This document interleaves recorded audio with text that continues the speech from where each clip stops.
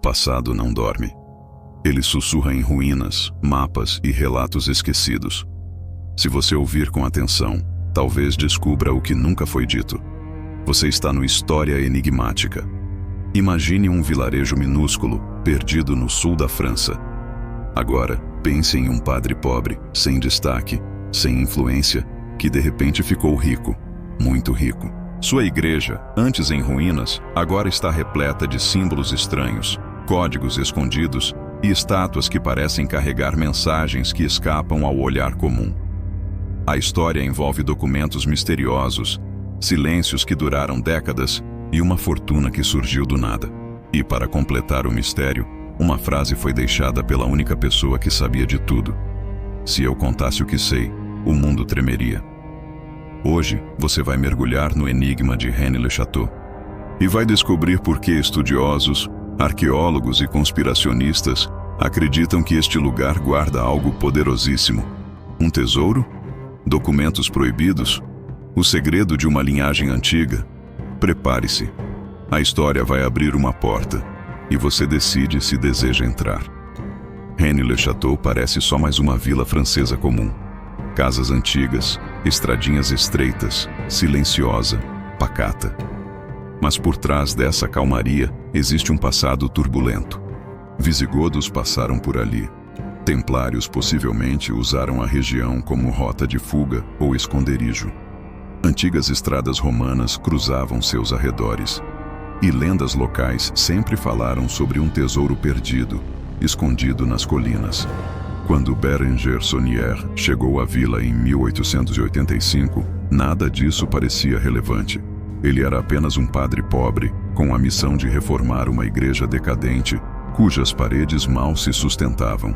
Mas às vezes, é num lugar pequeno que a história decide mudar de rumo. Saunier começou sua missão: consertar o altar, reforçar paredes, trocar o piso. E foi durante uma dessas escavações que os trabalhadores encontraram algo dentro de um pilar oco do altar. Manuscritos. Documentos antigos, misteriosos, cuidadosamente enrolados. Ninguém sabe exatamente o conteúdo deles. Alguns dizem que eram genealogias. Outros afirmam que continham códigos. Há quem diga que revelavam algo extremamente valioso sobre o passado da França e da própria igreja. Uma coisa é certa: depois desse dia, tudo mudou. A vida de Saunier tomou um rumo que, até hoje, ninguém consegue explicar. Pouco tempo após encontrar os manuscritos, Saunier começou a gastar dinheiro sem limites. Ele não apenas reformou, mas reconstruiu toda a igreja com um luxo inexplicável. Comprou terrenos, adquiriu móveis caros, criou jardins exuberantes e construiu a enigmática Torre Magdala, uma espécie de observatório privado com vista para a paisagem. A população não entendia nada, a igreja não entendia nada, e Saunier nunca deu uma explicação convincente. De onde vinha tanto dinheiro? Não havia doações registradas que justificassem tal fortuna. Não havia heranças conhecidas, e seu salário de padre certamente não era suficiente. O Vaticano desconfiou e abriu uma investigação, mas os resultados não fizeram sentido. As contas não fechavam. Será que o padre estava sendo financiado por alguém muito poderoso e secreto? Ou ele teria finalmente encontrado o lendário tesouro escondido durante as reformas? Ou, talvez a hipótese mais perigosa, ele encontrou documentos secretos, capazes de chantagear instituições e mudar a história oficial. Após as reformas de Saunier, a igreja de Santa Maria Madalena nunca mais foi a mesma.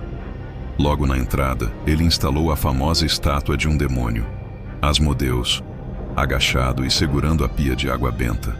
Imagens e inscrições bíblicas surgiram em posições estranhas, que desafiavam a interpretação tradicional.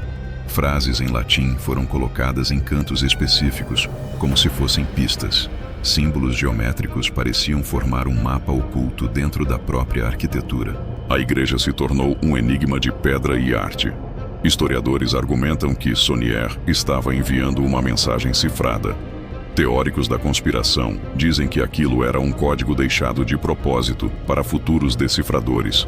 Outros acreditam que a própria igreja esconde a pista para o enigma de sua fortuna.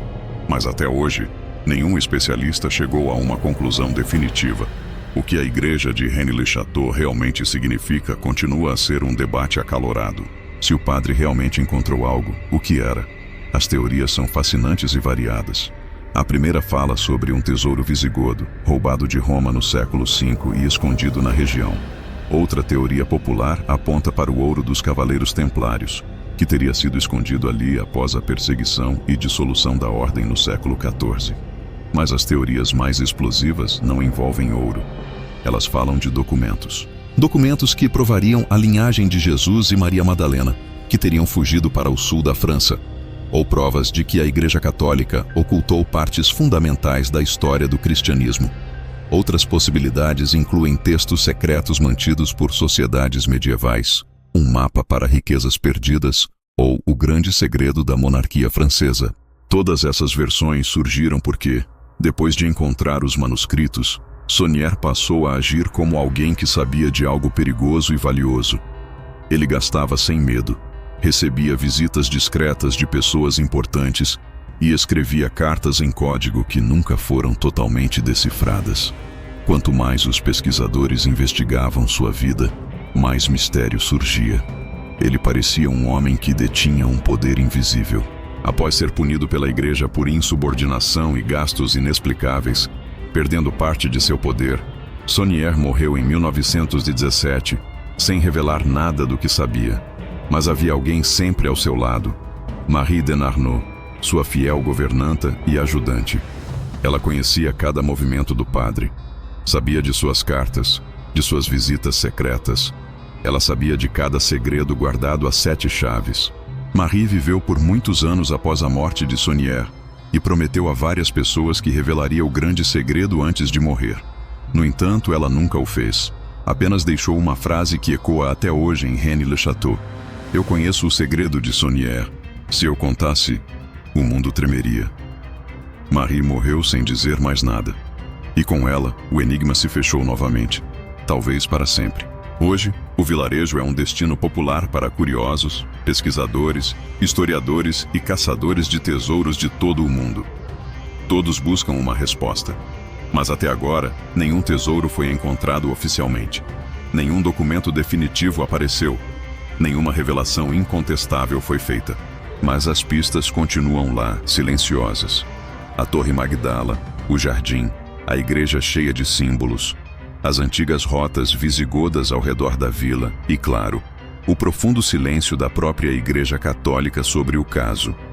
Rennes-le-Château permanece como um enigma aberto, mas indecifrável. Um cofre sem chave. Ou talvez um segredo tão poderoso que continua a ser protegido, até hoje, por mãos invisíveis. Se existe uma verdade oculta, ela sempre deixa sinais. Hoje, encontramos mais um. Você está no História Enigmática. Se você gostou de desvendar este mistério conosco, não se esqueça de se inscrever no canal e ativar as notificações para não perder nenhuma de nossas próximas investigações. Até a próxima.